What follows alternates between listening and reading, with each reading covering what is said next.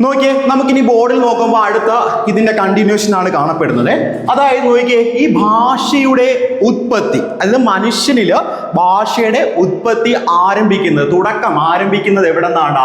മൗഖിക രൂപത്തിൽ നിന്നാണ്. എന്താണ് ഈ മൗഖിക?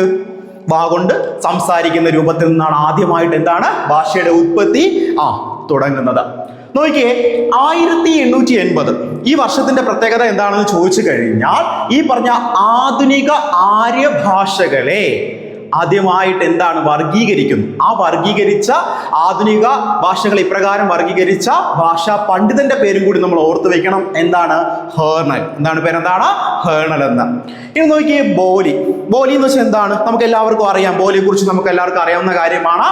ഒരു പ്രത്യേക പ്രദേശത്ത് മാത്രം പരിമിതപ്പെട്ട് നിൽക്കുന്ന എന്താണ് ഭാഷയുടെ രൂപത്തെയാണ് നമ്മൾ എന്ത് വിളിക്കുന്നത്? ബോലി എന്ന് പറയുന്നത്. കാരണം അതിന് ഒരു പ്രാന്ത് വിട്ട് അല്ലെങ്കിൽ ഒരു പ്രദേശം വിട്ട് മറ്റൊരു സ്ഥലത്തേക്ക് എന്താണ് പോകാൻ കഴിയത്തില്ല. അപ്പൊ അതുകൊണ്ടാണ് ബോലി. അതുകൊണ്ട് തന്നെ ഈ ബോലികൾ ഒരിക്കലും എന്തായി മാറാറില്ല? സാഹിത്യ ഭാഷകളായിട്ട് മാറാറില്ല. കാരണം സാഹിത്യത്തിൽ അവയുടെ സ്ഥാനം എന്ന് പറഞ്ഞാൽ എന്താണ്?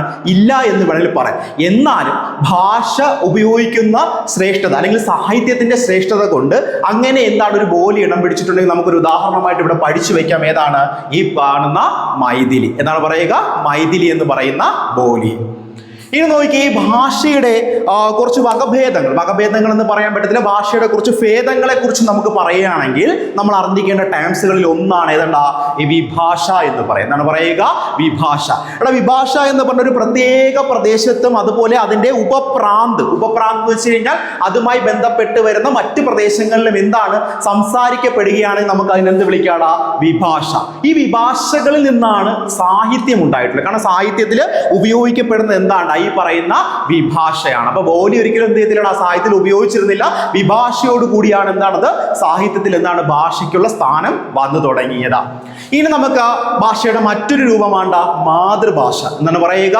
മാതൃഭാഷ. നമുക്കറിയാം, നമ്മുടെ കുടുംബത്തിൽ നിന്നോ അല്ലെങ്കിൽ നമ്മുടെ സമൂഹത്തിൽ നിന്നോ നമ്മൾ എന്താണ് കേട്ട് പഠിക്കുന്ന ഭാഷയുടെ രൂപം. നമ്മുടെ ജീവിതത്തിന്റെ എന്താണ് അവസാന ഘട്ടം വരെ നമ്മൾ എന്താണ് ജനിക്കുന്ന സ്ഥലത്ത് നിന്നും നമ്മൾ പഠിച്ചെടുക്കുന്ന ഭാഷയാണ് ഏതാണ്? മാതൃഭാഷ എന്ന് പറഞ്ഞപ്പോൾ മാതൃഭാഷയുടെ ഉപയോഗം എന്താണ്? ലൈഫ് ലോങ് ഉള്ളതാണ് അല്ലെ? അപ്പോ അതിനെയാണ് നമ്മൾ എന്ത് പറയുക? മാതൃഭാഷ. ഇനി നോക്കിയാടാ, ഈ മാതൃഭാഷ ദിവസമായിട്ട് ആചരിക്കുന്ന ആ ഒരു കാര്യം നമ്മൾ മറക്കരുത്. മാതൃഭാഷ ദിവസമായിട്ട് ആചരിക്കുന്നത് എന്താണ്?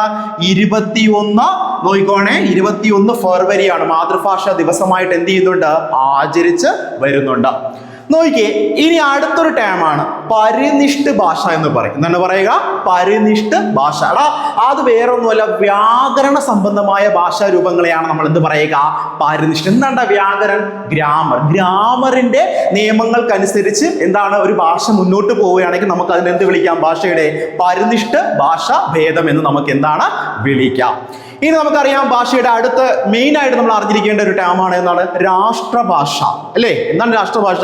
അതൊരു പ്രശാസനികമാണ്. എന്ന് വെച്ചാൽ എന്താണ്? രാജ്കർണിക്കല്, ഭരിക്കാൻ വേണ്ടിയിട്ട് അല്ലെ? ഭരിക്കാൻ വേണ്ടിയിട്ട്. അതുപോലെ സമ്പർക്ക്, ഒരു രാജ്യത്തിന്റെ ആളുകളുടെ ചേതന വികാരങ്ങളെ എല്ലാം എന്താണ് ഏകോപിപ്പിച്ചുകൊണ്ട് ഒരുമിച്ച് മുന്നോട്ട് കൊണ്ട് ഒരു രാജ്യം മുന്നോട്ട് വയ്ക്കുകയാണെങ്കിൽ നമുക്ക് അതിനെന്ത് വിളിക്കാടാ? രാഷ്ട്രഭാഷ എന്ന് പറയാം. അപ്പോൾ രാഷ്ട്രഭാഷ എന്ന് പറയുമ്പോൾ എന്താണ്? സമ്പർക്ക് ഭാഷ അല്ലെങ്കിൽ എന്താണ്? പ്രശാസനിക് ഭാഷ എന്ന രൂപത്തിലാണ് എന്താണ് അറിയപ്പെടുന്നത്. ഇനി നോക്കിയേടാ, നമുക്ക് ഈ ഭാഷയുടെ പ്രധാനമായിട്ട് 2 രൂപങ്ങളാണുള്ളത്. 2 രൂപങ്ങളാണ്. അതിലൊന്നാണ് നമ്മൾ തുടക്കം പറഞ്ഞത്. ഏതാണ്ടാ? മൗഖിക രൂപം. എന്താണ് പറയുക? മൗഖിക എന്താണ്? ആ വാഗൊണ്ട് സംസാരിക്കുന്ന ഭാഷയാണ് നമ്മൾ എന്ത് പറയേണ്ട? മൗഖിക ഭാഷ എന്ന് പറയുന്നത് കേട്ടോ. എന്നാൽ ഈ മൗഖിക ഭാഷയുടെ ഏറ്റവും അടിസ്ഥാനപരമായിട്ടുള്ള യൂണിറ്റ് ആയിട്ട് പറയപ്പെടുന്നത് എന്തിനാണ്? ധ്വനിയാണ് കേട്ടോ. ഈ മൗഖിക ഭാഷയുടെ ഏറ്റവും അടിസ്ഥാനപരമായ യൂണിറ്റ് എന്താണ്ടാ? ധ്വനി എന്ന് പറയും കേട്ടോ. എന്നാൽ അടുത്ത് നോക്കിയാൽ ലിഖിത രൂപമുണ്ട്. എന്താണ് പറയുക? രണ്ടാമത്തെ രൂപം എന്താണ്ടാ? ലിഖിത രൂപമാണ്. എഴുതപ്പെടുന്നത് കേട്ടോ. എഴുതപ്പെടുന്ന രൂപമായിട്ടാണ് ലിഖിത ഭാഷയിൽ നമ്മൾ എന്താണ് കാണപ്പെടുന്നത്. നോക്കി, ആ ലിഖിത രൂപം എന്ന് പറയുമ്പോൾ അതിന്റെ ആധാർഭൂതിക്കായ അടിസ്ഥാനപരമായ യൂണിറ്റ് ആയിട്ട് കണക്കാക്കുന്ന എന്തിനാണ്ടാ?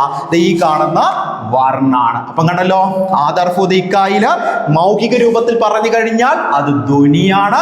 ലിഖിത രൂപത്തിൽ പറഞ്ഞാൽ എന്താണ്ടാ? വർണ്ണം. ഓക്കെ, ഇതിന്റെ അടുത്ത പാർട്ടുമായിട്ട് ഞാൻ വീണ്ടും വരുന്നതാണ്. അതുവരെ ഗുഡ് ബൈ.